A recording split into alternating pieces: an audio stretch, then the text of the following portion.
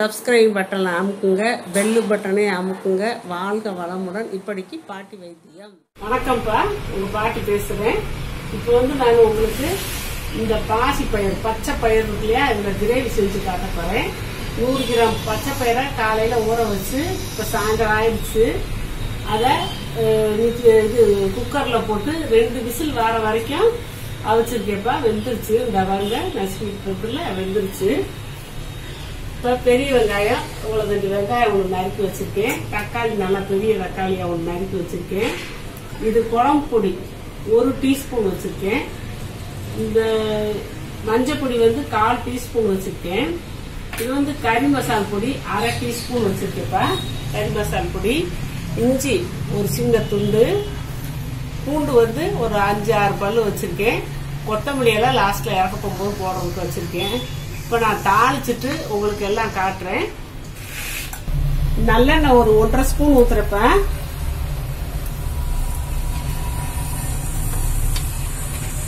எண்ணெய் காஞ்சிருச்சுப்பா. 1/2 ஸ்பூன் கடுகு போட்டாச்சு. 1/2 ஸ்பூன் கூட கம்மியா தான் போட்டிருக்கு. வெடிக்கட்டும். கடுகு வெடிக்குதுப்பா. இப்ப உளுந்த பருப்பு போடுறேன். அது ஒரு 1/2 டீஸ்பூன் உளுந்த பருப்பு போட்டிருக்கேன். சோம்புப்பா ஒரு 1/2 டீஸ்பூன் போட்டிருக்கேப்பா. கருவேப்பிலைய உருவி போட்டேன். வெங்காயத்தை போடுறப்பா.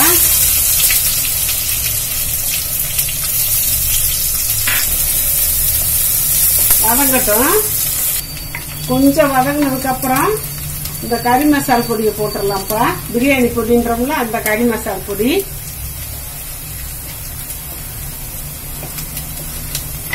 வெங்காயம் நல்லா வெந்துருச்சு, அது வதங்கிடுச்சு. இப்ப இந்த தக்காளி பழத்தை போட்டுடலாம். இந்த ஸ்டேஜில் நம்ம தேவையான உப்பு போட்டுக்கலாம். நான் ஏற்கனவே பாசி பருப்புல உப்பு போட்டு வேக வச்சுட்டேன், அதனால இப்ப கொஞ்சம் தான் போடுறேன்.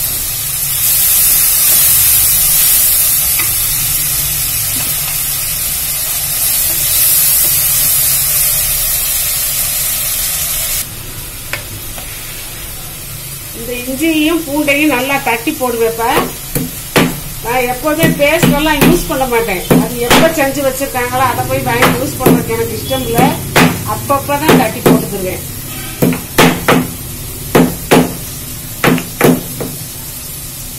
இந்த இஞ்சியை தட்டியாச்சு. இந்த பூண்டை தட்டிக்கலாம்.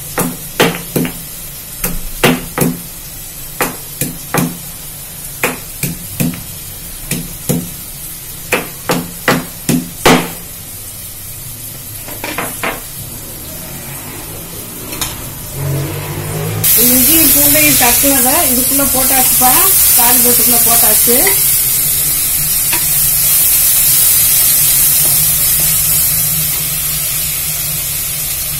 இந்த குழம்பு பொடியும் இந்த மஞ்சள் பொடியும் இதுல வச்சிருக்கேன், அதையும் போட்டுக்கலாம். காரம் பத்தலைன்னா ஒரு பச்சை மிளகாய லாஸ்ட்ல கீறி போட்டுக்கலாம்ப்பா. காரம் வேணும்னா இதுல இப்ப பச்சை மிளகாய் போட்டா அதுல ஒரு வாசம் இருக்கும். அதுக்காக தான் நானு கொஞ்சம் குழம்பு பொடி கம்மியா போட்டிருக்கேன். எல்லாருமே அப்படி போட்டு ஒரு பச்சை மிளகாய் லாஸ்ட்ல போட்டோம்னா வாசமா இருக்கும். அடுப்பை கொஞ்சம் குறைச்சு வச்சுட்டு மூடிக்கலாம். பாசி பருப்பை மிக்சியில போடுறப்ப இது கொஞ்சம் இருக்கட்டும்.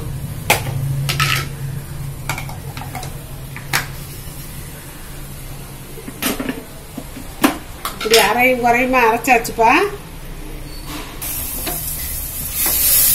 தக்காளி வெங்காயம் நல்லா வதங்கிடுச்சு. இந்த ஸ்டேஜ்ல நம்ம இந்த அரைச்சு வச்சதை போட்டுக்கலாம்.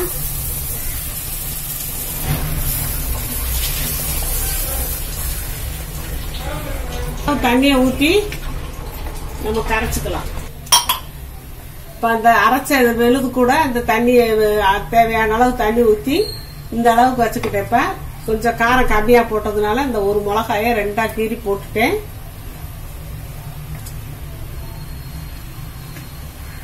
இந்த எடுத்து வச்ச பருப்பை இப்ப போடுறேன். ஏன்னா இது முழுசா தெரியணும் இல்லையா, நம்ம பச்சை பயிர்ல செஞ்சோம்னு. அதுக்குதான் அது அரையும் குறையுமா அப்படி இருக்கு. அதனால இப்படி தெரியட்டும்னு போட்டிருக்கேன்.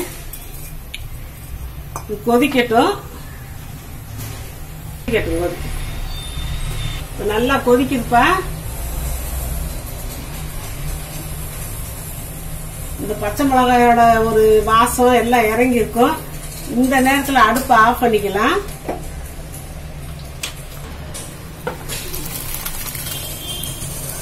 இப்போ கிரேவி ரெடி ஆயிடுச்சுப்பா. இந்த கொத்தமல்லி இலைய கொஞ்சம் தூவி விட்டுக்கலாம்.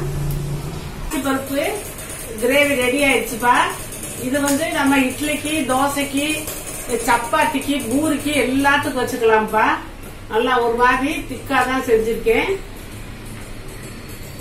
இந்த திக்லேயும் நம்ம இட்லி, தோசை, சப்பாத்தி, பூரி எல்லாத்துக்கும் நம்ம வச்சுக்கலாம்.